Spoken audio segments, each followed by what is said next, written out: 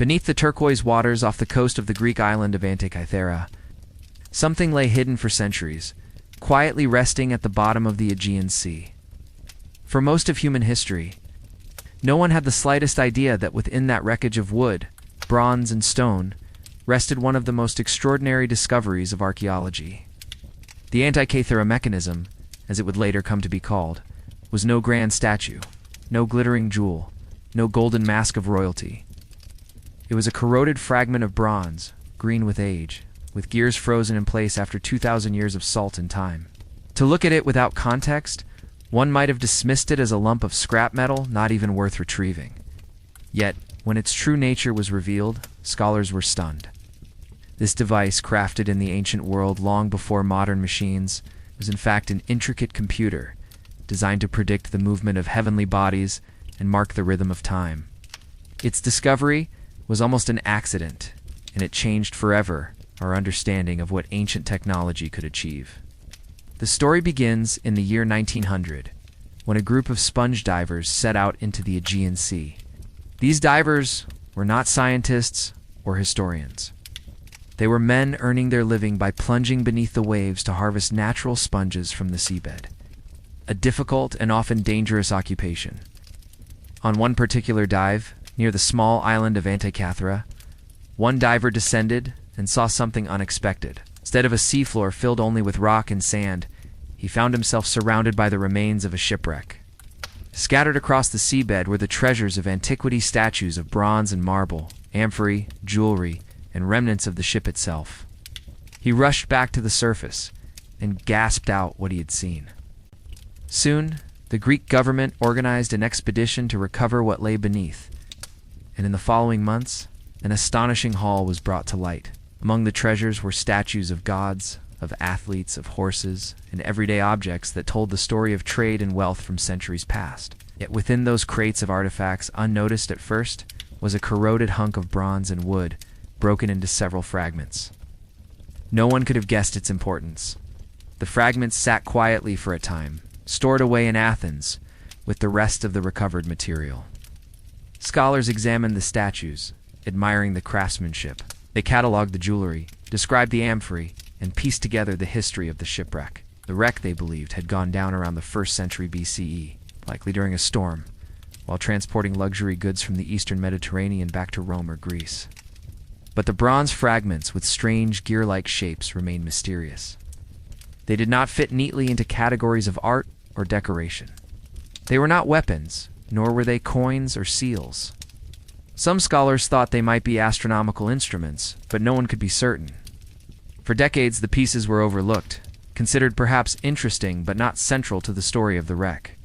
They were, after all, fragile, corroded, and difficult to study with the limited tools available at the beginning of the 20th century. It was only much later, in the mid-20th century, that their importance became undeniable. Historians of science began to notice the gears. They were not random shapes, nor the product of corrosion alone. They were intentional, crafted teeth that interlocked in ways that suggested calculation, movement, and design. This was shocking because historians had long assumed that the gear-driven machines of such complexity were not developed until more than 1,000 years later, during the time of medieval clockmakers in Europe. The Antikythera fragments seemed to say otherwise. Here was a mechanism, built long before that era, with gears so precise they rivaled the work of Renaissance craftsmen. How could the ancient Greeks have achieved this? What knowledge had been lost across the centuries, and what exactly had the device been used for? The first careful examinations of the fragments revealed that they were far more than simple gears. Researchers noticed tiny inscriptions etched into the bronze, faint but still visible despite the corrosion. These inscriptions hinted at celestial terms, months, and cycles. The writing itself was in Greek, consistent with the time period of the shipwreck, and it offered tantalizing clues that the device was connected to astronomy or calendars. The very thought was extraordinary. Here was a mechanical device, 2,000 years old, designed to track the heavens. It was as if someone had taken the vast dome of the night sky, with its shifting planets and glowing constellations, and encoded its patterns into wheels of bronze. The craftsmanship implied knowledge of mathematics, astronomy, and metallurgy, all brought together into one delicate and portable object. It was not just art or utility, it was intellect cast into metal. At first, many scholars resisted the idea that the fragments represented anything advanced. There is often hesitation in academic circles when evidence contradicts long-held assumptions. To admit that the Greeks of 2 millennia ago had constructed something approaching a mechanical computer was to append the timeline of technological history. The gears were too sophisticated to carefully cut. If one accepted their function, then one had to admit that the ancients possessed knowledge equal to or greater than what was believed possible at the time. But evidence cannot be ignored forever. Studies continued. As more and more details of the mechanism came to light, skepticism began to give way to awe. The Antikythera Mechanism was real. It was not a forgery, nor a misinterpretation. It was a window into a lost chapter of human ingenuity. The device itself, once reconstructed in diagrams, seemed to have been housed in a wooden case about the size of a shoebox. On its front and back were dials, displaying cycles of time, phases of the moon, and positions of celestial bodies. Inside were interlocking gears, carefully arranged so that the turning of a single crank would set them all in motion. With that motion, the heavens themselves were mirrored in miniature. The moon would wax and wane. The sun would travel through the zodiac. The timing of eclipses could be predicted. It was as if the Greeks had built a model of the universe, one you could hold in your hands, one that revealed the hidden order of the cosmos. The thought of an ancient sailor, scholar, or philosopher turning that crank and watching the dial mark an eclipse date long before it would occur feels like a whisper across the centuries. To understand the magnitude of this, one must remember the ancient context. 2,000 years ago, predicting eclipses or charting planetary movements was no simple task. Such knowledge was the product of generations of observation, careful recording, and complex mathematics. Most societies relied on rudimentary calendars tied to the moon or the sun. Yet here was a device that condensed all that labor into gears and levers, making the prediction of cosmic events as simple as turning a handle. It transformed abstract astronomical cycles into visible, tangible motion. Imagine being in an age when the stars and planets were thought to be guided by gods, and then holding in your hand a tool that reduced those divine rhythms to mechanical certainty. It would have felt like possessing forbidden knowledge, a glimpse into the very machinery of creation. The Antikythera Mechanism did not survive intact. What we know of it comes from the fragments, corroded, broken pieces scattered across time and accident. Yet even those remnants are enough to astonish. The largest fragment, roughly the size of a book, contains gears that mesh with remarkable precision. Smaller fragments preserve parts of inscriptions, giving scholars clues as to the device's original scope. Attempts to reconstruct it have revealed a complexity that is breathtaking. More than 30 gears, all carefully cut, working together in harmony. Each gear served a purpose, transmitting ratios, translating cycles, bringing together solar years, lunar months, and the irregular paths of planets. What remains is like an ancient puzzle with missing pieces, yet even incomplete it speaks of genius. One cannot help but wonder about the craftsman or team of craftsmen who built it. They would have needed an extraordinary command of geometry, a precise hand with tools, and an understanding of astronomical cycles that was rare in any age. Who were they? Were they scholars working under the patronage of a king?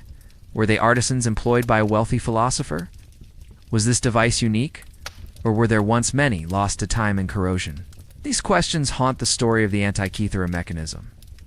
It may have been a one-of-a-kind masterpiece, or it may have been just one of several, perhaps even common among certain circles of Greek intellectual life. The sea has swallowed the evidence, and so we are left only with speculation, tantalized by possibility.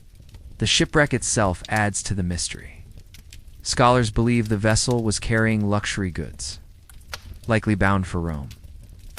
The presence of statues and treasures suggests a wealthy patron or powerful client awaited its arrival. Was the Antikythera Mechanism intended as a gift for a noble household? Was it a tool for a philosopher, or perhaps an emperor himself? We may never know. But the very fact that it traveled with such cargo hints at its value. This was not an everyday object, not a simple tool. It was something rare, precious, and worth carrying alongside treasures of bronze and marble. That fact alone tells us that in the ancient world at least some recognized its extraordinary worth. As we reflect on the discovery of the Antikythera Mechanism, it is hard not to feel a sense of wonder tinged with melancholy. Wonder, because the device demonstrates a brilliance that challenges our assumptions about ancient knowledge. Melancholy because it is but a fragment, a survivor of chance. While countless other works of equal genius may have vanished without trace, what if entire libraries of mechanical devices once existed? What if workshops crafted models of the heavens, now lost to rust and rot? The Antikythera Mechanism may be the lone messenger from a forgotten age of invention, whispering to us across two millennia that humanity has always reached for the stars, always sought to make sense of the heavens, and always strived to capture the rhythms of the cosmos in patterns we can hold and understand. When scholars first attempted to peer into the corroded mass of the Antikythera fragments, they faced the challenge of interpreting something unlike anything they had seen before. Ancient texts described sundials, astrolabes, and observational tools, but none mentioned a machine that combined gears in such a way. The gears themselves held the key. Each one bore evenly cut teeth, made not by accident, but with intention and accuracy. This was a world where bronze was shaped by hand, hammered, filed, and ground into its final form. To cut such fine teeth, dozens upon dozens of them, required tools of careful precision and a patience that spoke of deep skill. A gear was not merely a circle, it was a language, and its teeth were its alphabet. The way one gear meshed with another dictated how cycles of time would translate. And within these fragments, scholars began to detect patterns that aligned with celestial rhythms, cycles that repeated not randomly, but with purpose. The patterns of the sun, the moon, and perhaps even the planets. The gears suggested ratios that reflected known astronomical cycles. For instance, the cycle of the moon is not a neat division into days or years, but a rhythm of about 29.5 days. To replicate that in bronze meant calculating ratios that could mimic such imperfect numbers. The device seemed to incorporate the Metonic cycle, a period of 19 years after which the lunar phases repeat on the same days of the solar year. It also hinted at the Saros cycle, a span of approximately 18 years, 11 days and 8 hours, which ancient astronomers used to predict eclipses. To think that such abstract, complex cycles were encoded in the gears of this device is astonishing. The mechanism did not simply count time like a clock. It captured the irregular, intricate heartbeat of the cosmos and translated it into visible mechanical motion. The inscriptions offered further support for this interpretation. Though corroded and fragmented, they preserved faint traces of Greek words tied to months, zodiac signs, and celestial events. Scholars deciphered references to eclipses, phases of the moon, and planetary movements. The writing was not decorative. It was instructional. It served as a guide, almost like a manual, telling its user how to read the dials and what the gears revealed. In this way, the Antikythera Mechanism was both a tool and a text. It was not enough to simply watch the gears move. One had to understand their meaning, the translation of mechanical motion into cosmic prediction.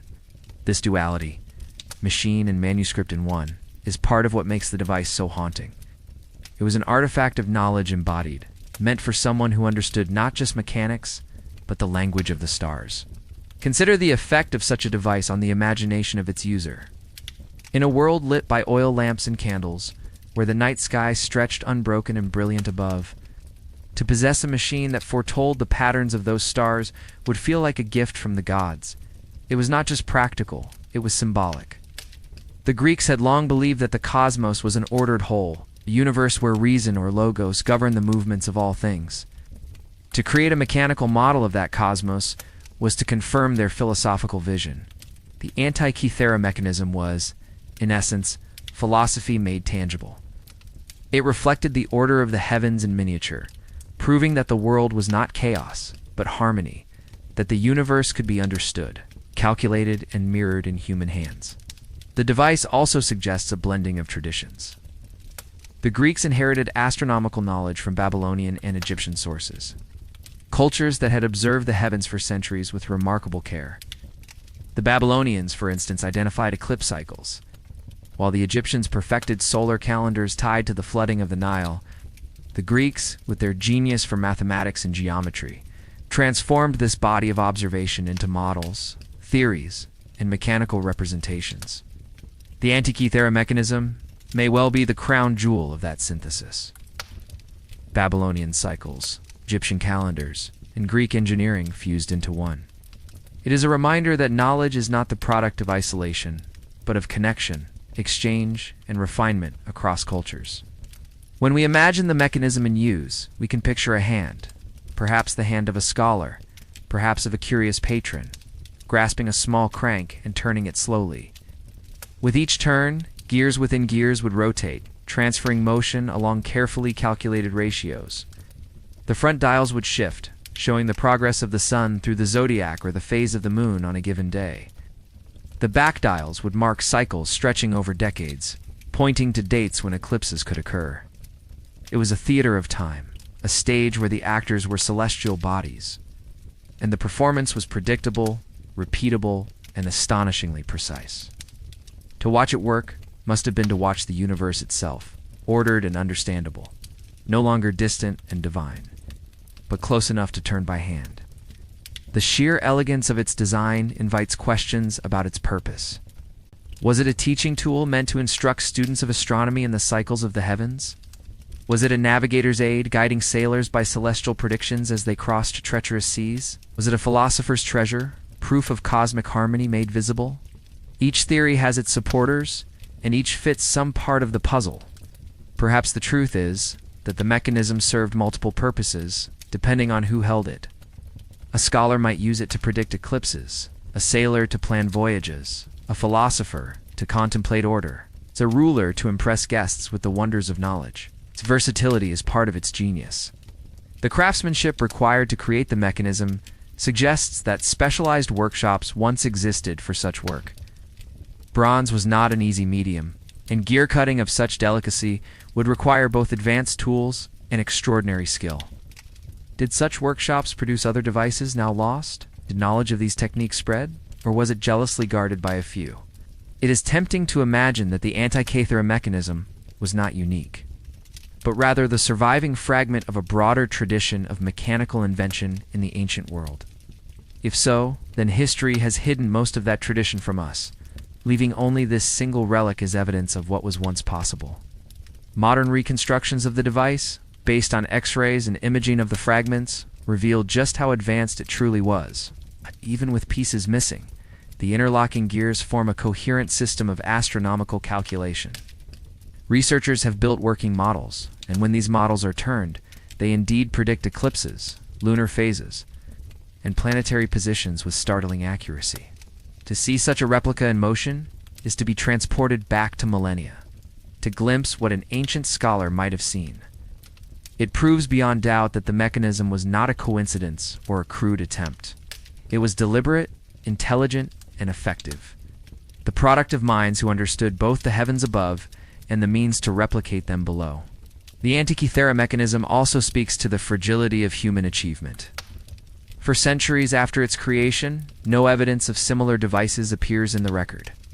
It seems as though the knowledge that created it was lost, perhaps destroyed by wars, natural disasters, or the simple erosion of time. Only in the medieval period did gear-driven clocks appear again, and even then, they lacked some of the sophistication seen in this ancient masterpiece. That gap is haunting. How many discoveries were made in antiquity only to vanish without a trace? How many inventions slipped away, their memory extinguished, leaving us to rediscover them centuries later as if for the first time? The Antikythera mechanism is therefore both a marvel and a mystery. It proves that ancient minds were capable of feats equal to any in later ages. It forces us to reconsider the neat, linear stories we tell about progress. Stories in which civilization moves steadily from primitive to advanced. History is not so simple. Knowledge can leap forward and vanish, only to be rediscovered. In this light, the Antikythera mechanism is not just an artifact. It is a reminder of what humanity can achieve, and of how fragile those achievements are in the face of time's currents. It is an object that humbles us, for it shows both our greatness and our vulnerability. The Antikythera mechanism did not appear out of nothing. To create such a device, one must already stand on the shoulders of centuries of observation and reasoning. The ancient world was not devoid of science, though we sometimes tell history as if it were. Babylonian astronomers had kept meticulous records of the skies for centuries, tracking the risings and settings of planets, noting when eclipses darkened the sun or moon. Egyptian priests aligned temples with the stars. Their civil calendar of 365 days reflected a deep knowledge of the solar year. The Greeks absorbed and transformed these traditions. Thinkers like Thales and Anaximander sought rational explanations for celestial movements. Later, philosophers such as Plato and Aristotle wrestled with the harmony of the cosmos, while mathematicians like Euclid and Archimedes brought rigor and precision to the language of numbers and shapes. Out of this fertile mix, an environment emerged where a device like the Antikythera Mechanism could be imagined. It was not simply a machine. It was the culmination of centuries of wondering, recording, and striving to bind heaven's patterns to human understanding. Among the Greeks, few names stand taller in the history of astronomy than Hipparchus. Living in the 2nd century BCE, he made careful observations of the stars and planets, compiling star charts and identifying the precession of the equinoxes. He was also known for studying lunar and solar cycles, creating mathematical models to predict eclipses. Some scholars suspect that Hipparchus, or one of his followers, may have had a direct connection to the Antikythera Mechanism. The gear ratios in the device reflect knowledge that aligns with his theories, particularly concerning the irregular motion of the moon. Whether or not Hipparchus himself touched its gears, his intellectual fingerprints seem embedded within it. To imagine him, or his disciples, translating complex astronomical theories into bronze is to see the Greek spirit of inquiry made tangible. The mechanism was not just a tool for prediction. It was the embodiment of Greek astronomy, given life in the language of gears. Other thinkers contributed to the climate of invention. Archimedes, though he lived a century earlier, had written on spheres, levers, and planetary models. Stories tell of him constructing devices that mimicked celestial motions. Though little survives directly of his mechanical work, echoes of it linger. In Alexandria, the great library and its associated workshops may have harbored engineers and artisans who experimented with automata and geared devices. The Antikythera Mechanism may have been part of this tradition, a blending of philosophical thought, mathematical rigor, and artisanal skill. Its very existence reminds us that the boundary between science and craft was porous in antiquity. A philosopher might design a model, a mathematician might calculate the ratios, and a craftsman might cut the gears. The result was a collaboration that transcended disciplines, a union of mind and hand. What makes the mechanism even more striking is the way it compresses vast scales of time into something a human can hold. The cycles it tracked, lunar months, eclipse periods, zodiacal paths, stretch across years and decades. Yet with the turn of a crank, these immense rhythms were made visible within seconds. It was as if the user could fast forward through time, watching the heavens unwind at will. This capacity to compress cosmic time into mechanical time is one of the most enchanting qualities of the device. Imagine the awe of turning the dial and watching, in miniature, what the sky would reveal in decades yet to come. The Antikythera Mechanism was not simply a calculator. It was a time traveler's instrument, granting its possessor the ability to leap across the calendar of heaven. It is easy to picture the mechanism in the hands of a scholar demonstrating its use to a student. The teacher turns the crank, points to the dial where the moon shifts from crescent to full, then to the back where an eclipse is marked. Student leans closer, fascinated, realizing that the heavens, once so unpredictable, are in fact governed by cycles that can be grasped and understood. In that moment, the mechanism is more than bronze. It is a revelation. It tells the student that the world is not ruled solely by chance or capricious gods. It can be measured, anticipated, brought into harmony with reason. For the Greeks, who sought logos, rational order in all things, such a device would have been a treasure of philosophy as much as science. The inscriptions that accompany the gears reinforce this role. They are not elaborate poetry or abstract philosophy. They are practical, almost like a user's manual, guiding the reader through the meaning of each dial and cycle. They reference months and zodiac signs, eclipses and calendars. To hold the mechanism was therefore to hold a text as well as a machine. It combined two streams of Greek culture: the written word, so essential to philosophy and science, and the mechanical craft of artisanship. The device was thus a bridge between theory and practice, between abstract thought and material construction. It demonstrated with striking clarity that the Greeks were not content merely to speculate. They sought to build.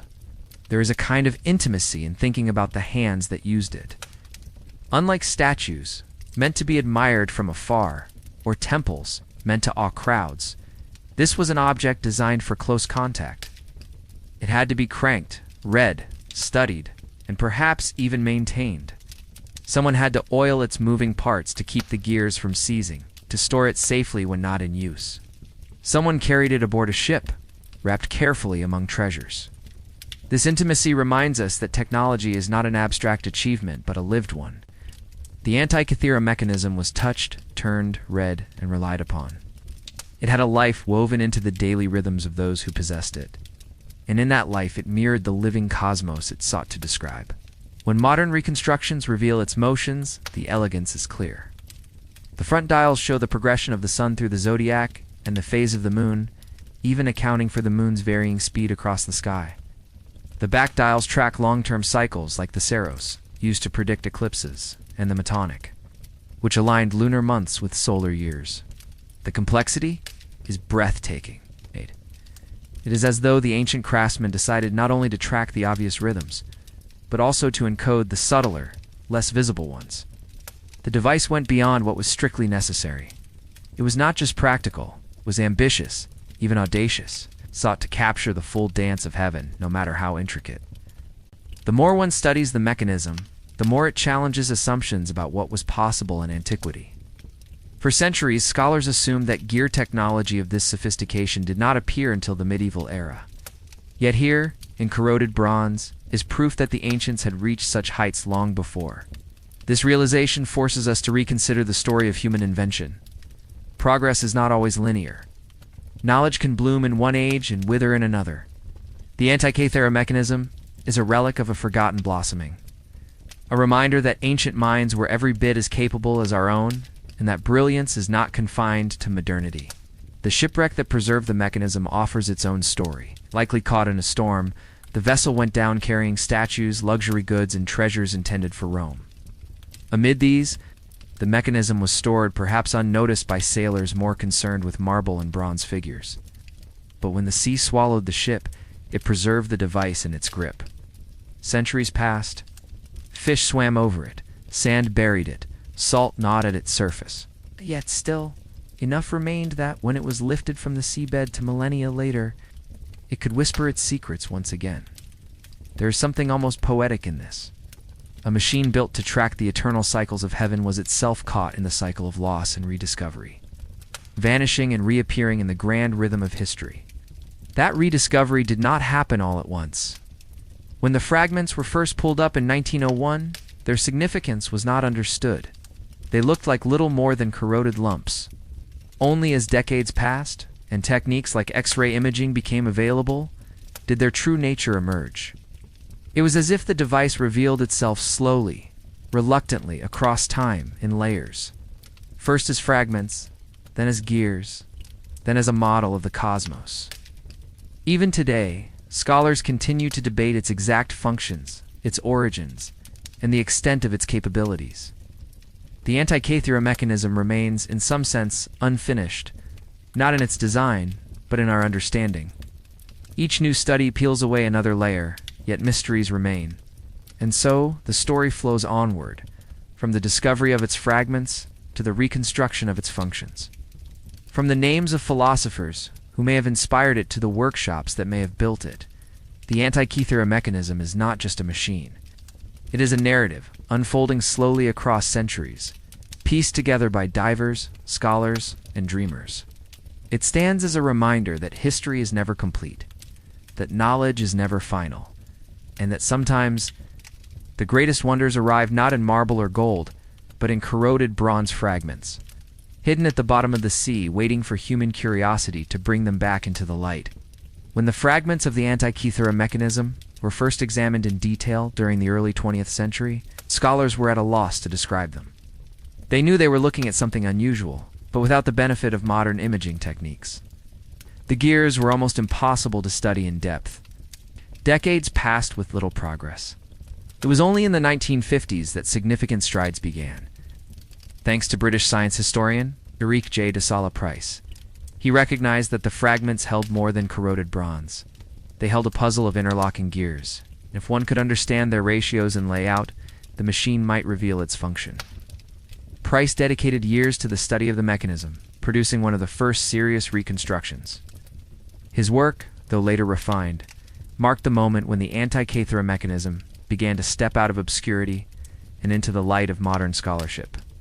Price's reconstruction revealed a device of extraordinary complexity. He argued that the mechanism included at least 30 gears, each designed to translate one cycle of time into another. The largest gear set a baseline, and the others followed in carefully calculated ratios. From these motions, the mechanism could display the movements of the sun, the moon, and likely some of the planets. Though his exact interpretation would later be challenged, Price was the first to establish beyond doubt that this was not a simple tool. It was an analog computer, designed centuries before the word computer had even been conceived. He famously described it as like finding a jet plane in the tomb of Tutankhamun. The shock of that comparison reverberated through both archaeology and the history of science, for it demanded a rethinking of what ancient engineers were capable of creating. Yet Price could only go so far with the tools of his time. In the late 20th and early 21st centuries, technology advanced in ways that gave researchers new eyes. High-resolution X-ray imaging allowed scholars to peer inside the corroded fragments without damaging them. Computed tomography, CT scanning, revealed the hidden layers of gears, inscriptions, and structures sealed for 2 millennia. What had once been little more than rough guesses now became precise measurements. Scholars could count the teeth on each gear, calculate the ratios, and reconstruct the machine with a confidence Price could never have imagined. The Antikythera Mechanism project, an international collaboration, took these findings further, creating digital and physical models that demonstrated the machine's function. Suddenly, what had seemed vague and mysterious began to emerge in sharp detail, as if the ancient engineers were whispering their secrets through the rust. Among the revelations of these scans was the discovery of inscriptions hidden within the corroded bronze. Faint Greek letters, invisible to the naked eye, were revealed in astonishing clarity. They served as instructions, a kind of user's manual, describing what the dials showed and how to read them. These inscriptions confirmed that the mechanism predicted eclipses, charted lunar phases, and tracked the cycles of planets. They also revealed a sophistication in language and design, suggesting that the device was not a one-off experiment, but a crafted instrument intended for use. The writing was practical, concise, and scientific, reminding us that its builders did not think of it as a marvel, but as a working tool, part of their intellectual landscape. It was not designed to mystify, but to clarify. One of the most striking features revealed by reconstruction was the lunar phase mechanism. The ancient Greeks knew that the moon's orbit is not a perfect circle but an ellipse, and that its speed across the sky varies accordingly.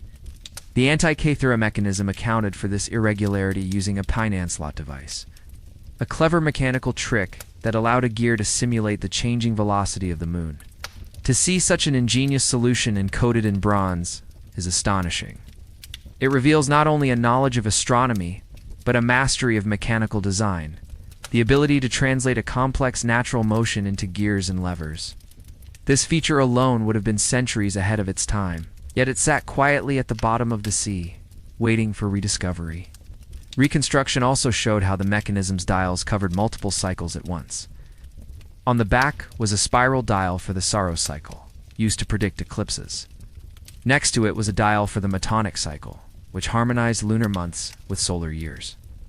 Together, they provided a map of the future, allowing users to anticipate celestial events long before they happened. The front displayed the zodiac and calendar, tracking the sun and moon's positions. Scholars have debated whether it also included planets like Mercury, Venus, Mars, Jupiter, and Saturn, the 5 visible to the naked eye, and evidence suggests it may well have done so. True, the mechanism was nothing less than a portable planetarium, a miniature cosmos one could carry and consult. What makes the Antikythera Mechanism even more remarkable is not just what it displayed, but how it displayed it. The dials and inscriptions were designed to be read by someone who might not have built the device. They functioned like a book passing knowledge across time. In this way, the mechanism was not only a tool, but a teaching device, one that could be shared with others, passed from hand to hand, perhaps even from generation to generation. Yes. To hold it, was to inherit the accumulated wisdom of astronomers and craftsmen, embodied in bronze and wood. It was as much an educational object as it was a scientific one. Even today, reconstructions inspire awe. Modern replicas, built with computer modeling and precision tools, demonstrate just how seamlessly the gears interlock, how effortlessly the dials turn, how elegantly the whole system functions. Watching one in motion is hypnotic. The sun glides along the zodiac. The moon shifts through its phases. The eclipse dial ticks toward its next prediction. One can almost hear the quiet clicking of gears like a heartbeat echoing across time. Modern viewers, the effect is profound. It collapses the distance between past and present, reminding us that 2,000 years ago, minds as curious and inventive as ours were solving problems and building wonders. The rediscovery and reconstruction of the Antikythera Mechanism also changed how scholars think about the transmission of knowledge. If such a device existed, what else might have been created and lost? Was there a tradition of geared instruments in the Hellenistic world, now vanished except for this single survivor? Could the Romans, inheriting Greek culture, have possessed similar tools that disappeared in the upheavals of empire? These questions remain unanswered. The Antikythera Mechanism suggests a hidden history, one in which inventions rise and fall, knowledge flourishes and fades, and brilliance is sometimes forgotten for centuries. It forces us to see the past not as a steady ascent, but as a fragile web of discoveries, vulnerable to time and circumstance. In this sense, the Antikythera Mechanism is as much a cautionary tale as it is a marvel. It reminds us that human knowledge is not indestructible.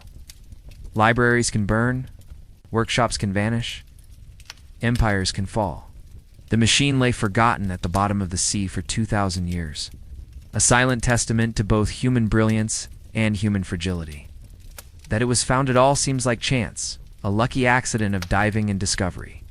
Had the sponge divers chosen another spot, the fragments might still be resting in darkness, their story untold. History, it seems, often hangs by the thinnest of threads. And yet, from that accident, an entire field of study was born. The Antikythera Mechanism has inspired not only historians and archaeologists, but engineers, artists, and dreamers. It speaks to something universal in us, the desire to understand, to predict, to bring the cosmos into the palm of our hand. When we marvel at its gears today, we are not only admiring Greek craftsmanship, we are recognizing a continuity of human curiosity that stretches from the astronomers of Babylon to the engineers of the present. The mechanism is a bridge across ages, reminding us that the quest to know the heavens is as old as civilization itself. As researchers continue to refine their reconstructions, the Antikythera Mechanism becomes clearer, though mysteries remain. Its functions are better understood, its inscriptions more fully read, yet questions of origin, purpose, and transmission linger. Who built it? Was it unique, or part of a larger tradition? How was its knowledge lost? These are not small questions, and they resist easy answers. But in the patient turning of gears and the steady accumulation of clues, we edge closer to understanding. The story of the Antikythera Mechanism is not finished. Like the cosmos it modeled, it continues to unfold, revealing its secrets bit by bit, cycle by cycle. As scholars and dreamers alike, keep listening to what its bronze whispers have yet to tell.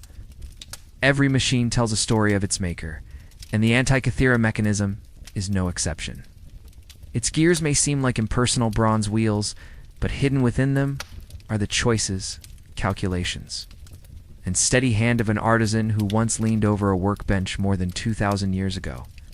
To imagine that craftsman is to step into a workshop of the Hellenistic world, perhaps in Rhodes or Alexandria, where philosophy, astronomy, and mechanics came together in rare harmony. The air would have smelled of metal shavings and oil. Tools, files, chisels, bronze sheets would be scattered across the bench, and in the center, a gear slowly taking shape under the pressure of the artisan's hand. This was not an age of mass production or machine precision. Each tooth of every gear had to be cut by hand, measured and corrected with patience. To cut even one large gear might have taken days, perhaps weeks, and the mechanism required dozens. The sheer labor behind its construction speaks of devotion, of a deliberate attempt to capture the order of the heavens in a material form. Scholars debate whether the mechanism was the work of a single master or the product of a collaborative workshop. The precision of the design suggests that it was no casual project. The ratios encoded in its gears required advanced mathematical insight, the kind one might expect from a trained astronomer or mathematician. Yet the physical cutting of the gears demanded the practiced skill of a metalsmith. It is likely that the Antikythera mechanism represents a marriage of talents. The abstract vision of a thinker paired with the concrete skill of a craftsman. Perhaps a philosopher like Hipparchus designed the cycles, while a workshop of artisans translated those cycles into bronze.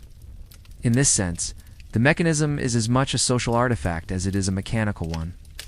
Born from collaboration between different kinds of knowledge, the location of its creation is another mystery.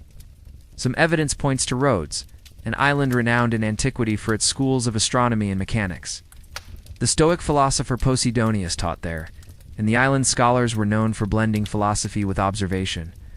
Others argue for Alexandria, the beating heart of Hellenistic learning, where the library and the museum brought together scholars from across the Mediterranean.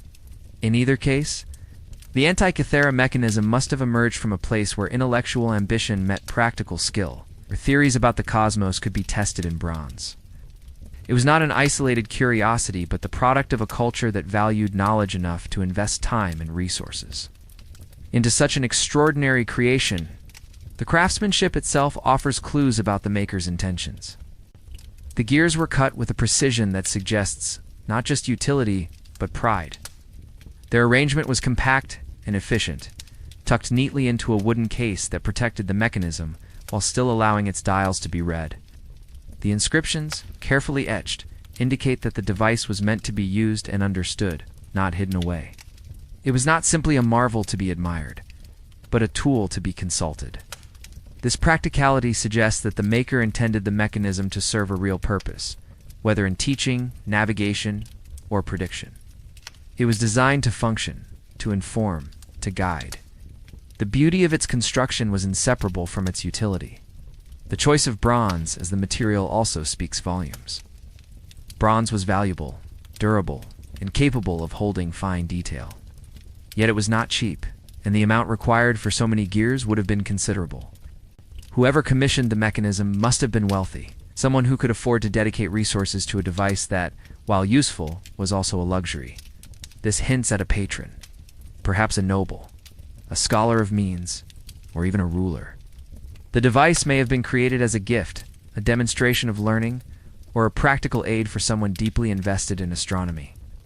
In this way, the Antikythera mechanism reflects not just the hand of the craftsman, but the ambitions of the patron who made its creation possible. To imagine that first moment when the completed device was tested is to picture an intimate triumph. The artisan inserts the crank, turns it carefully, and watches as the dials begin to move. The sun slides into its place along the zodiac. The moon shifts, its phase displayed with delicate accuracy. Perhaps an eclipse marker lines up on the back dial. In that instant, the workshop is filled with quiet wonder. What was once abstract mathematics, once mere observation of distant stars, is now embodied in bronze, moving predictably under human hands. For the craftsman, it must have been a moment of pride. For the patron, perhaps a moment of awe. And for us, centuries later, it is a moment we can only reconstruct in imagination, guided by fragments and reconstructions. The hands that built the mechanism are long gone, but the traces of their labor remain. Tiny mistakes in the inscriptions reveal the human touch, the inevitable slip of a chisel or stylus. The gear teeth, though precise, bear the slight irregularities of hand-cut work. These imperfections are not flaws but signatures, reminders that this was not the product of machines but of human dedication. They give the mechanism personality, grounding its extraordinary complexity in the reality of ancient craftsmanship. The Antikythera mechanism is not just a marvel of engineering. It is also a profoundly human object, one that carries within it the marks of the people who made it. One might wonder what those makers thought of their creation. Did they understand its uniqueness? Did they see it as a crowning achievement, or as one of many instruments in their repertoire? It is possible that they regarded it as we might regard a particularly fine telescope or clock, an impressive but not miraculous tool, one that reflected the best of their craft. Yet the fact that so few such devices survive suggests that the Antikythera mechanism was rare, perhaps even exceptional. Its makers may not have fully grasped how their work would echo across time, but they surely knew they had accomplished something remarkable. As we reflect on these ancient hands, it is impossible not to feel a sense of kinship. The desire to measure, to predict, to understand the cosmos is timeless. Today we build telescopes that peer into distant galaxies, computers that model the birth of the universe, spacecraft that wander among the planets. The Antikythera mechanism is a reminder that this impulse is not new. 2,000 years ago, someone bent over a workbench with the same drive, to take the mysteries of the heavens and render them comprehensible, to turn chaos into order, to hold the cosmos in their hand. That continuity is humbling, ties us to our ancestors in a chain of curiosity that stretches unbroken through the ages. The mechanism also raises the question of what other devices might once have existed. Was this truly a unique masterpiece, or one of several? If there were others, where are they now? Lost in shipwrecks, melted down for bronze, or buried in the ruins of forgotten cities. The silence of history offers no answers, but the possibility lingers. The Antikythera mechanism may be a survivor, the lone voice of a tradition otherwise extinguished. Or it may be the tip of an iceberg, evidence of a hidden world of ancient technology that lies buried, waiting for rediscovery. Each possibility is tantalizing, and each reminds us of how much we do not know. What we do know is that the makers of the Antikythera mechanism possessed a rare combination of talents. They were mathematicians, astronomers, and artisans working together in harmony. Their achievement speaks not only to their individual brilliance, but to the culture that nurtured them. The Hellenistic world valued knowledge, encouraged inquiry, and supported experimentation. It was a time when scholars debated in public squares, when libraries gathered wisdom from across the known world, when kings and patrons invested in the pursuit of understanding. The Antikythera mechanism is a product of that climate, testament to what is possible when curiosity and craftsmanship are allowed to flourish. As we picture those long-vanished hands cutting, filing, and assembling the gears, we are reminded that history is not abstract. It is the story of real people, living real lives, making choices, and creating wonders. The Antikythera mechanism is not simply a machine. It is the echo of those choices, the enduring result of their labor. To study it is to feel their presence across time, a connection between our world and theirs. In the quiet clicking of reconstructed gears, we can almost hear the heartbeat of ancient minds, steady and patient, working to bind the heavens into bronze. To hold the Antikythera mechanism, if one could have done so when it was newly built, would have been to cradle the cosmos itself. Not the vast, overwhelming expanse of stars we see when gazing at the night sky, but a compressed and ordered reflection, a universe shrunk into bronze. The dials trace the sun's path through the zodiac, the moon's waxing and waning, the approach of eclipses. In some reconstructions, the planets glide in their orbits, each gear turning with measured precision. The cosmos, with all its grandeur, became tangible, within reach. This miniaturization of the heavens was more than clever engineering. It was a philosophical act. To compress the infinite into the finite was to say that the world could be known, mapped, and understood. It was to declare that the universe was not chaos, but order. The Greeks had long sought to grasp the order of the cosmos. Philosophers spoke of harmony, proportion, and balance. Mathematicians calculated ratios, exploring how numbers shaped both music and stars. To embody this harmony in a machine was a natural extension of these pursuits. The Antikythera mechanism was not a cold calculator. It was a reflection of belief, a tangible expression of the idea that the universe was governed by reason. When the gears turned smoothly, when the dials aligned with celestial events, it was proof that the cosmos itself moved according to intelligible laws. For its users, this must have been as profound as it was practical. The dials, once reconstructed, reveal a remarkable elegance. On the front, a large circular face displayed the zodiac and the Egyptian calendar, showing the sun's journey through the heavens.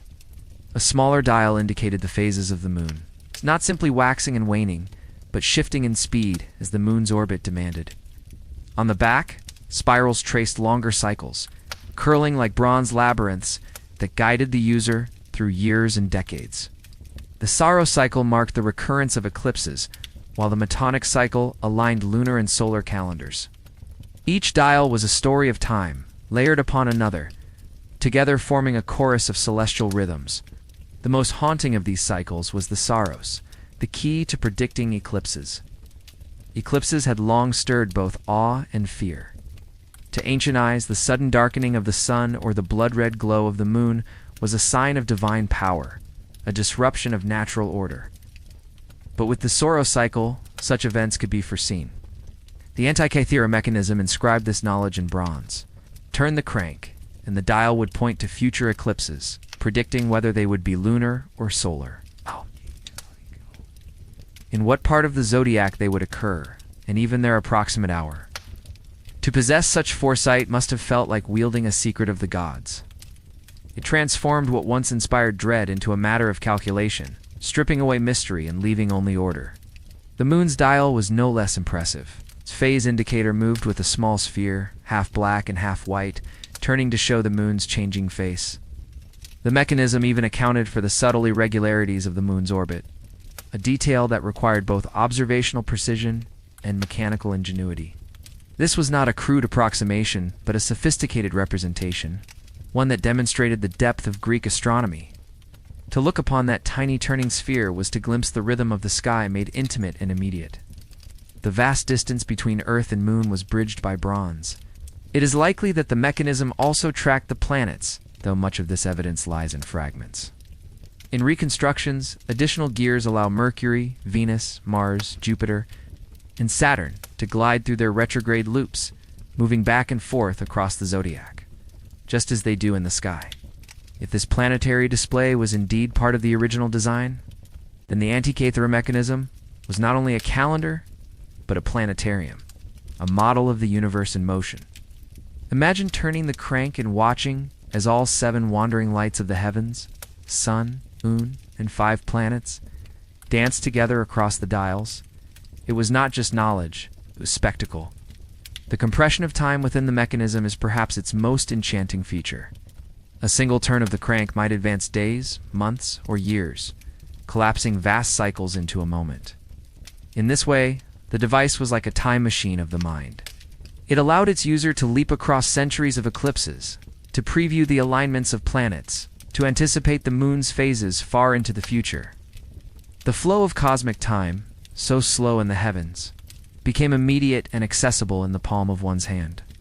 For those who relied on calendars for festivals, agriculture, or navigation, this compression was practical. For those who contemplated the nature of the cosmos, it was sublime. Consider what it meant to possess such a device in an age before clocks, telescopes, or even widespread literacy. The Antikythera Mechanism condensed the wisdom of astronomers into a portable form, requiring no years of observation, no mastery of complex calculations. A noble, a scholar, or a sailor could consult the dials and see the sky's future at a glance. In this sense, the mechanism democratized knowledge and put the cosmos within reach of those who may not have had the time or training to calculate its patterns themselves. It was, in its way, a forerunner of the tools we use today to make science accessible, a bridge between specialist and layman, between scholar and patron. And yet, even as it made knowledge accessible, it retained an aura of mystery. For the uninitiated, the turning of gears that revealed eclipses or planetary motions might have seemed magical, even divine. To see the heavens explained by bronze wheels could blur the line between science and wonder. The Antikythera Mechanism existed in that liminal space, where practical utility and philosophical awe merged. It was a working tool, but it was also a symbol. Statement that the cosmos was not unknowable, but ordered, and that humans could, with patience and ingenuity, grasp that order. In this way, the mechanism reflects the dual character of Greek thought itself. It was both scientific and philosophical, both practical and symbolic. The Greeks did not separate these domains as sharply as we do today. To study astronomy was also to contemplate the divine order of the universe. To build a machine that modeled the cosmos was both a scientific achievement and a philosophical statement. The Antikythera Mechanism embodies this unity. It is a scientific instrument that is also a meditation on order, a practical tool that is also a piece of philosophy cast in bronze. When we think of ancient philosophy, we often imagine scrolls of text, debates in the agora, or lectures in the shaded courtyards of Athens. The Antikythera Mechanism reminds us that philosophy was not only spoken or written, but built. It was embedded in machines, in tools that embodied ideas. In this sense, the mechanism is a kind of philosophical text, one that must be read not with the eyes alone but with the hands, by turning gears and watching their motion. Its arguments are not written in words, but in ratios and cycles, in the harmony of interlocking wheels. It teaches not by persuasion, but by demonstration. And so, the Antikythera Mechanism stands as a universe in miniature, a cosmos compressed into bronze. Its dials and gears reveal the rhythms of sun, moon, and planets. Its inscriptions guide the user through cycles of time, and its motion captures the harmony of the heavens. It is both practical and profound, both tool and symbol, both science and philosophy. To turn its crank is to move the universe itself, to bring the distant and eternal into the intimate and immediate. 8. In its quiet clicking, one can almost hear the heartbeat of the cosmos, steady and ordered, echoing across the centuries. To understand the Antikythera Mechanism fully, one must place it within the cultural world that gave it birth. The Hellenistic era, stretching from the conquests of Alexander the Great to the rise of Rome, was a period of immense exchange and curiosity. Greek ideas blended with Egyptian traditions, Babylonian astronomy, and influences from as far as India. Cities like Alexandria, Rhodes, and Pergamon became centers of learning, where scholars debated not only philosophy but mathematics, medicine, and mechanics.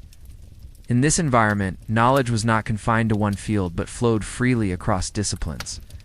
The Antikythera Mechanism is a product of that world, a reflection of an age when inquiry was not restricted by narrow categories but embraced the unity of science, philosophy, and art. The cultural climate was shaped by patrons who valued knowledge. Kings and wealthy nobles funded libraries, schools, and workshops, recognizing that prestige came not only from conquest, but from fostering wisdom. The Library of Alexandria is the most famous example, gathering scrolls from across the known world, but it was not unique.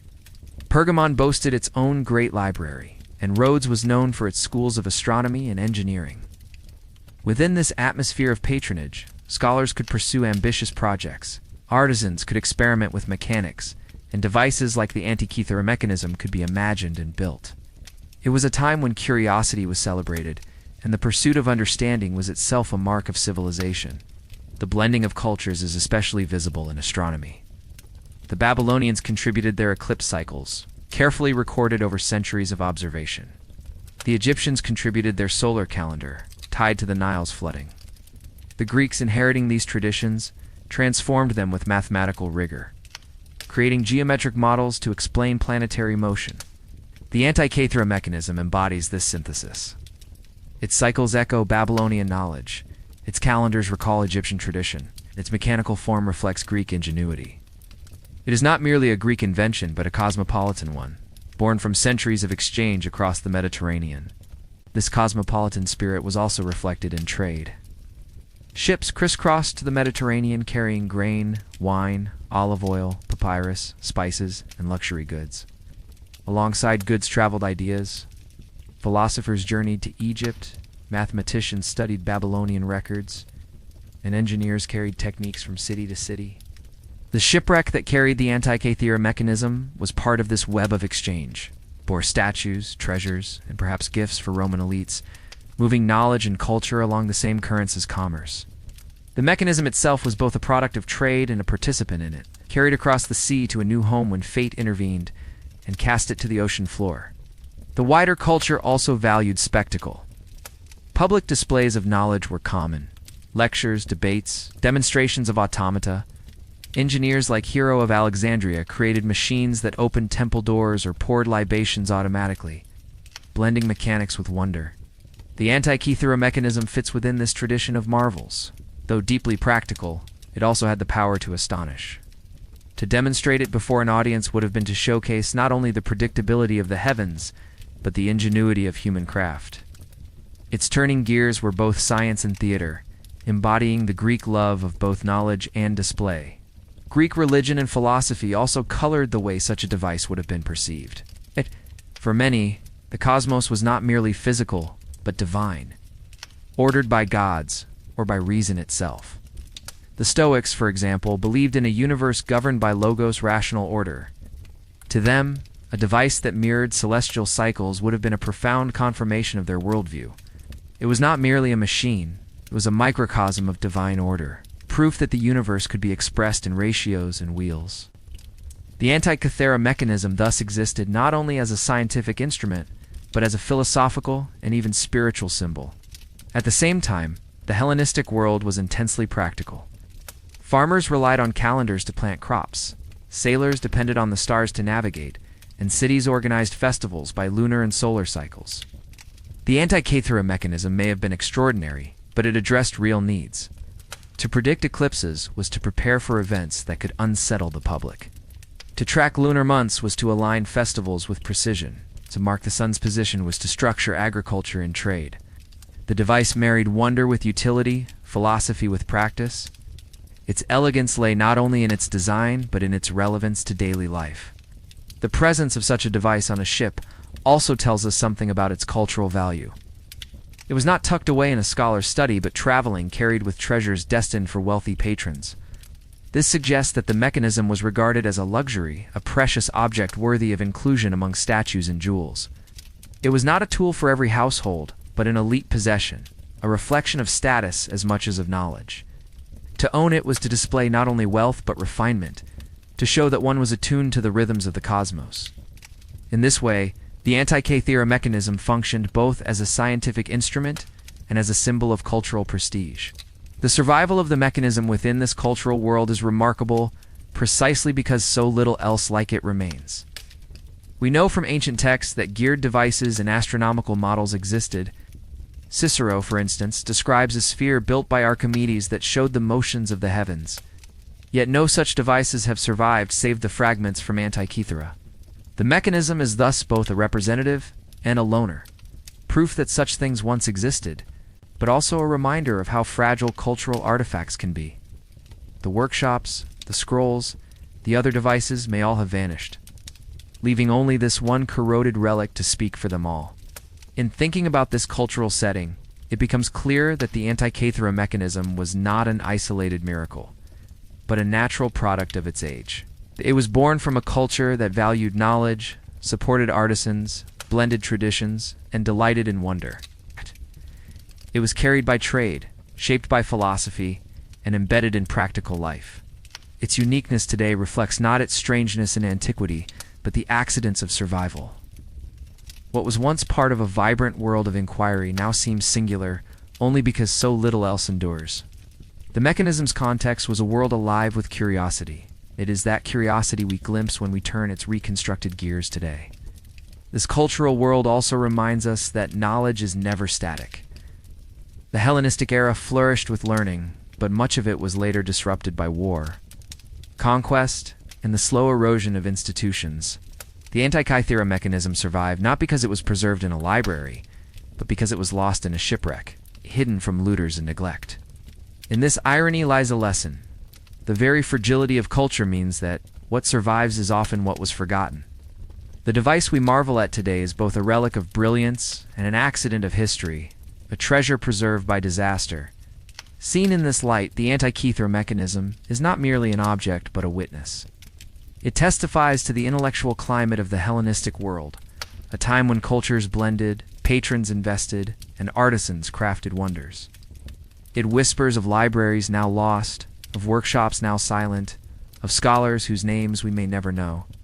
And as it continues to turn in reconstructed form, it carries that world forward, allowing us to glimpse not only the machine itself but the cultural currents that gave it life. It is a fragment, yes, but within that fragment lies the echo of an entire civilization striving to understand the heavens. The Antikythera Mechanism is not only remarkable for what it reveals, but also for what it hides. Its very existence confronts us with the unsettling reality of lost knowledge. Here is a device of astonishing sophistication, a mechanical cosmos in a box. And yet for more than 1,000 years after its construction, nothing comparable seems to have survived. When the mechanism was found in the early 20th century, scholars had no context, no tradition of similar artifacts to compare it with. It appeared like a lightning bolt in the dark, a single shining example surrounded by silence. That silence speaks volumes. It tells us that history is not a smooth arc of progress, but a jagged path where brilliance can rise suddenly, flourish briefly, and then vanish. The Antikythera Mechanism is not only an achievement of the Greeks, it is also a reminder of how much can be forgotten. We know from ancient texts that other mechanical devices existed. Cicero, Writing in the 1st century BCE, describes a machine made by Archimedes that modeled the motions of the sun, moon, and planets. He notes how when it was turned, it reproduced the paths of the heavens with striking accuracy. Other writers mention spheres, globes, and automata that imitated celestial motion. These accounts suggest that the Antikythera Mechanism was not a solitary marvel, but part of a broader tradition of mechanical astronomy. Yet none of those other devices have survived. They were lost, melted down, broken, or simply forgotten. Only the Antikythera fragments, hidden by the sea, endured to testify to that vanished tradition. The reasons for this loss are many. Bronze was precious, and old devices were often recycled for their metal. Wars and conquests destroyed libraries, workshops, and schools. The Library of Alexandria, so often romanticized as the repository of all ancient knowledge, was repeatedly damaged over centuries of conflict. Scrolls decayed, burned, or were neglected. Mechanical devices, being fragile and resource-intensive, stood little chance of survival unless carefully preserved. The Antikythera Mechanism escaped this fate only by accident, locked away in a shipwreck where it could corrode slowly, but remain intact enough to be recognized. It is a miracle of circumstance that it survived at all. The silence of lost knowledge is haunting because it suggests that the Antikythera Mechanism may not have been the peak of ancient engineering, but merely a glimpse of what once existed. If such a device could be built in the 1st century BCE, what else might have been possible? Were there workshops that regularly produced similar machines? Did scholars refine and improve designs over generations? Or was this a rare masterpiece, a singular creation that stood out even in its own time? We cannot know. The silence of history denies a certainty, leaving only tantalizing hints and echoes. This silence also challenges the way we think about progress. We often tell the story of human history as a straight line, from primitive beginnings to modern sophistication. But the Antikythera Mechanism reveals a different story. Knowledge can surge forward and then collapse. Civilizations can discover, invent, and then forget. The Greeks may have built mechanical computers only for that knowledge to fade and be reinvented centuries later in medieval Europe. The line of progress is not straight, but fragile, vulnerable to disruption. The Antikythera Mechanism is a reminder that human brilliance is not enough on its own. It must be preserved, transmitted, and nurtured, or it may vanish like so many scrolls and machines before it. For modern scholars, this recognition is sobering. It means that the fragments we study are not only windows into ancient brilliance, but also tombstones for knowledge that died. Each corroded gear of the Antikythera Mechanism is both a testament to what the Greeks achieved and a reminder of what was lost. The device is extraordinary, but it may have been only one branch of a larger tree now vanished. To contemplate that loss is to feel both awe and melancholy. Awe at what was possible, and melancholy at how fragile it all was. And yet, loss does not mean disappearance without trace. The very fact that Cicero and others describe mechanical devices suggests that memory lingered, even if artifacts did not. Ideas can persist in words, even when machines are gone. Perhaps whispers of geared mechanisms influenced later thinkers, though transformed and obscured across time. By the medieval period, geared clocks appeared in Europe, seemingly without direct connection to the Greeks. But might there have been faint echoes, fragments of memory passed down, shaping how later engineers imagined time and motion? We cannot prove it, but the possibility reminds us that even lost knowledge can cast shadows into the future. The silence also gives the Antikythera Mechanism an almost mythical status. It is not merely an artifact, but a survivor, a lone representative of a vanished lineage. It's like a rare fossil that suggests an entire lost species. It hints at worlds of invention we cannot see. This is part of its enduring fascination. We are not only intrigued by what it is, but haunted by what it implies. Every reconstruction is shadowed by the awareness that we are piecing together a fragment of something larger, something that once breathed and moved in the hands of ancient makers. In this way, the mechanism teaches us humility.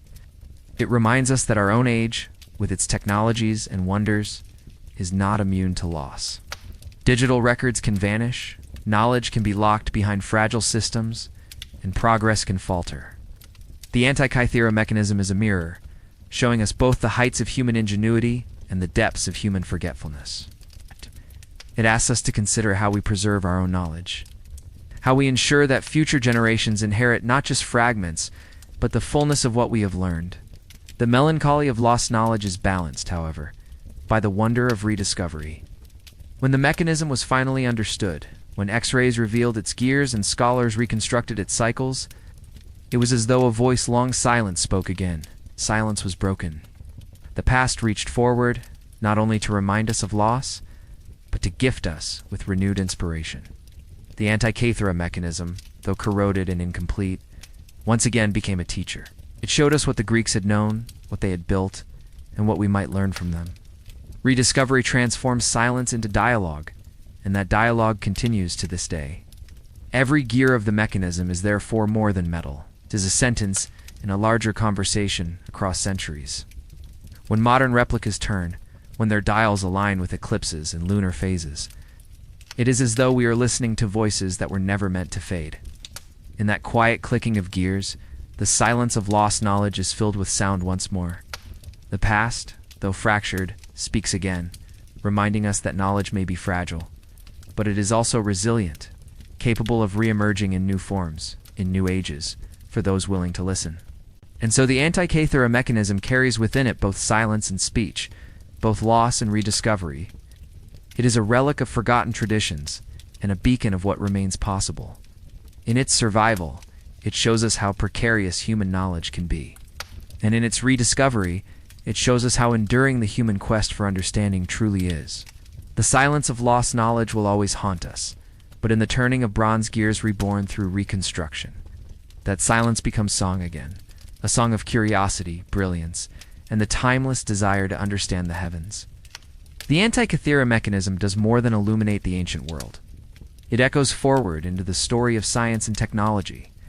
When we see its interlocking gears, we are reminded of medieval clocks, Renaissance arias, and the instruments of modern astronomy. It feels like an ancestor, a forgotten forebear whose lineage was cut short, yet whose spirit lives on in later inventions. The resemblance is uncanny.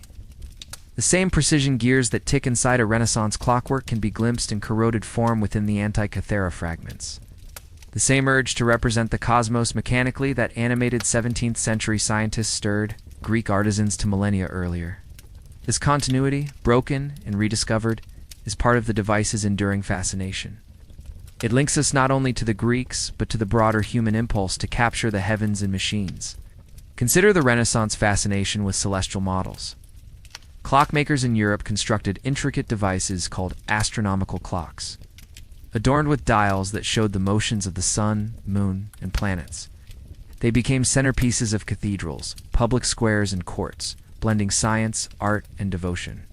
These clocks are often hailed as the pinnacle of medieval craftsmanship, yet the Antikythera Mechanism anticipates them by more than 1,000 years. To realize that the Greeks had already conceived of such a device unsettles our timelines. It suggests that the Renaissance did not invent these wonders from scratch, but rediscovered a way of thinking that had long been possible. The Antikythera Mechanism is like a ghostly blueprint, foreshadowing achievements that would not emerge again until much later. The echoes extend into modern science as well. Astronomers today use computers to simulate celestial motions, predicting eclipses, planetary alignments, and even the paths of exoplanets around distant stars. In a sense, the Antikythera Mechanism was a computer too. Not digital but mechanical, not coated in silicon but in bronze. Calculated, it modeled, it displayed. The word computer originally meant one who computes, a human performing calculations. The Antikythera Mechanism was a computing device, built to perform the labor of prediction so that its user did not need to calculate by hand. Ow. In this way, it is both ancient and strikingly modern. an ancestor of the machines that now hum silently in our pockets and on our desks. The echo is also philosophical. Just as the Greeks built the mechanism to embody cosmic order, modern scientists construct models, simulations, and instruments to embody their understanding of nature. The Large Hadron Collider, with its vast rings and precise detectors, is in some sense a descendant of the same impulse that created the Antikythera Mechanism, the desire to make the invisible visible, to compress the grand rhythms of the universe into forms we can manipulate and study. The scale is different, but the motivation is the same. It is the human urge to grasp what lies beyond our reach. The rediscovery of the mechanism in the 20th century also changed the history of science as a discipline. Before its study, scholars assumed that the ancients lacked advanced gearwork. They saw Greek science as largely theoretical, focused on geometry and philosophy, but not on precision mechanics. The Antikythera Mechanism forced a reevaluation. It showed that the Greeks not only thought about the cosmos, but built devices to embody those thoughts. It revealed a technological sophistication that had been underestimated, and in doing so, it reshaped our understanding of the ancient world. This was not merely a culture of abstract philosophers, but of engineers, artisans, and inventors. This reevaluation rippled outward. Historians began to ask what other knowledge might have been underestimated or overlooked. Were there other devices, texts, or inventions that we misinterpret because we assume the ancients could not have created them? The Antikythera Mechanism became a touchstone, a reminder to approach the past with humility. To recognize that our ancestors were not less capable, but often as inventive as we are today. The fragments in Athens became symbols not only of ancient genius, but of the need for modern scholars to listen carefully to the whispers of history. The mechanism also inspired new research into the continuity of ideas across civilizations. How much of its knowledge came from Babylonian cycles, Egyptian calendars, or Greek geometry? How did these traditions blend, and how were they transmitted? The device became a case study in the flow of knowledge across cultures and ages. It showed that invention is rarely isolated, that it arises from dialogue, borrowing, and synthesis. In this way, the Antikythera Mechanism is not only an artifact, but a map of intellectual currents, pointing to the interconnectedness of ancient science. Beyond the academic world, the mechanism captured the imagination of the public. Museums display replicas, documentaries trace its story, and books explore its mysteries. There is something irresistible about a lost computer from antiquity, something that speaks to both our fascination with technology and our love of mystery. To stand before a reconstruction is to feel the distance of time collapse. The bronze gears tick, and suddenly the ancient world feels close, immediate, familiar. It is a reminder that our fascination with machines is not new, that humans have always found wonder in turning wheels and moving parts. The echoes of the mechanism even extend into art and literature. Writers have drawn upon it as a symbol of lost civilizations, hidden knowledge, and the fragility of progress. Artists have recreated it in paintings, sculptures, and digital forms. Seeing in its corroded gears a metaphor for time itself, its story resonates because it is both precise and mysterious. It offers clear evidence of ancient skill, yet leaves so many questions unanswered. That tension between what we know and what we cannot know is fertile ground for imagination.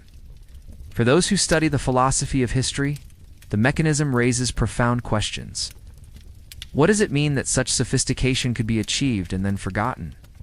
Does history inevitably progress, or does it rise and fall in waves, with brilliance sometimes lost to darkness? The Antikythera Mechanism suggests that progress is fragile, contingent on preservation as much as discovery. It forces us to confront the possibility that other wonders have been lost, leaving us with only fragments to piece together. In this sense, the device is not only a relic, but a challenge to our assumptions about the human story. Even as it echoes through time, the Antikythera Mechanism retains its individuality.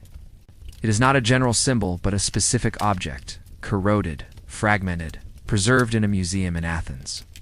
To stand before it is to feel the weight of both time and survival. Its gears no longer turn, but in their frozen state they still speak. They speak of hands that shaped them, of skies that guided them, of centuries that buried them, and of divers who brought them back. Each visitor who gazes at those fragments joins a long chain of observers, each hearing the echo of the past in their own way. And so the Antikythera Mechanism, though broken, continues to reverberate. Its gears no longer move, but its influence does, through scholarship, art, imagination, and the reweaving of history's fabric. It is an echo made solid, a fragment that resonates across time. When we listen to it, we hear not only the voices of the Greeks, but the continuity of human curiosity itself. A sound that has never ceased, though it sometimes falls silent, waiting for rediscovery. The Antikythera Mechanism is, above all else, a conversation with the sky. When its gears turned, when its dials aligned, what it revealed was not only cycles of time, but the great rhythm of the cosmos itself. The Greeks believed that the heavens were ordered, that they moved in harmony according to laws that could be understood. The mechanism took that belief and embodied it, giving the order of the universe a tangible form. Even today, when we study its fragments and watch reconstructions turn, what we feel is not merely curiosity, but reverence. We're watching the sky reduced to a scale that human hands can hold, as if the stars themselves have been invited to whisper their secrets in the quiet turning of bronze wheels. In this sense, the device was never just about prediction, it was about reassurance. To know that eclipses followed a cycle was to know that the world was not plunging into chaos when the sun darkened or the moon glowed red. To see the moon's phases turn faithfully on the dial was to know that time moved with order. The Antikythera Mechanism gave certainty where there might have been fear, knowledge where there might have been confusion. Its beauty lies not only in its mechanics, but in the comfort it offered. Unpredictable sky into a companionable rhythm, something that could be trusted and understood. The comfort of order is one that still touches us. Today we have computers that predict eclipses with pinpoint accuracy, satellites that chart planetary motion, and observatories that peer into galaxies billions of light years away. Yet the awe we feel is the same as that of the Greeks.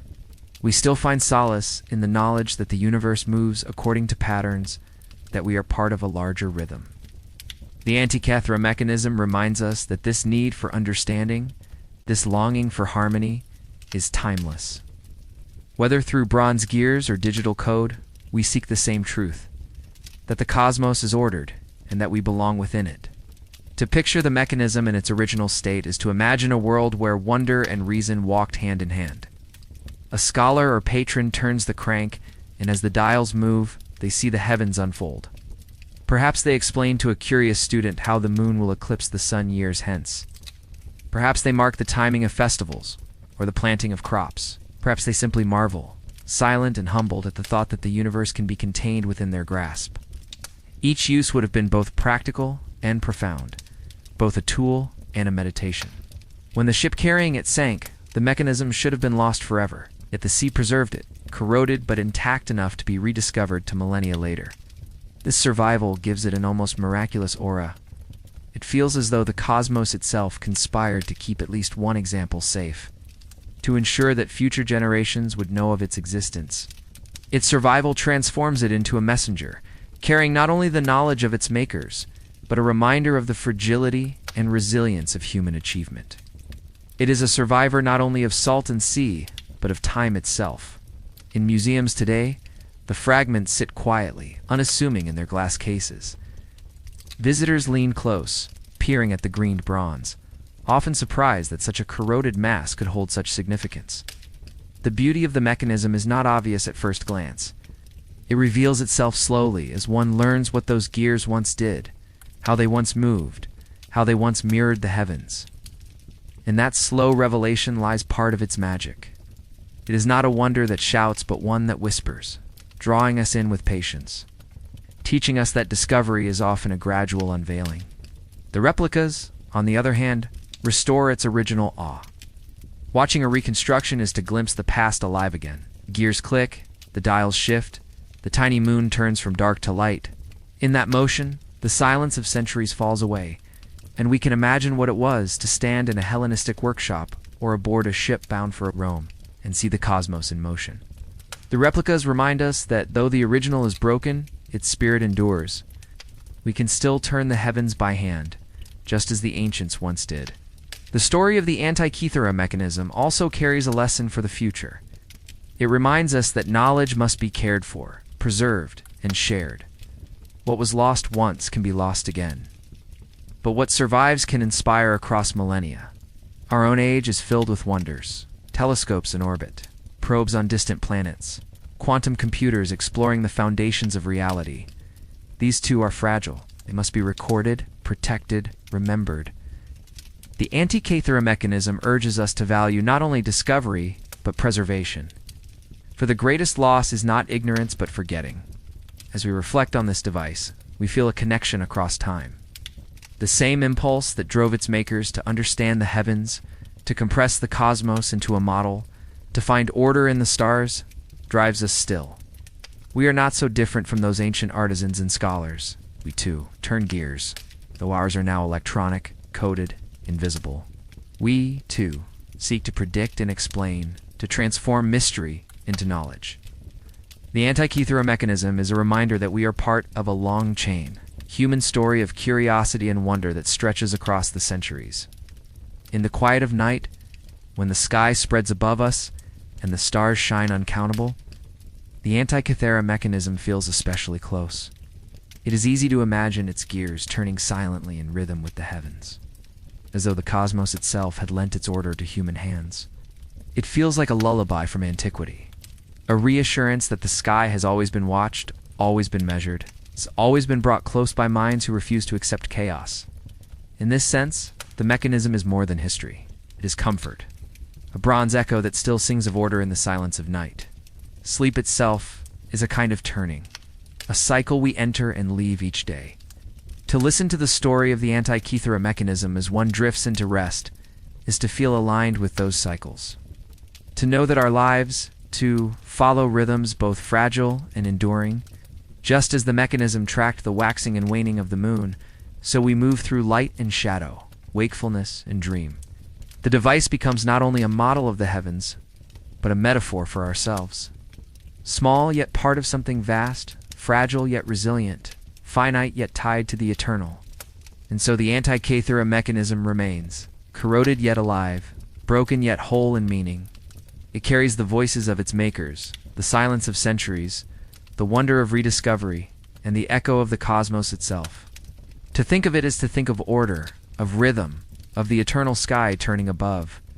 In its bronze gears we find both the fragility of human knowledge and its endurance. And as we close this journey, we can rest in the knowledge that across time, across cultures, across the endless night, the same stars shine above us, and the same desire to understand them continues to turn within us, steady, patient, and eternal.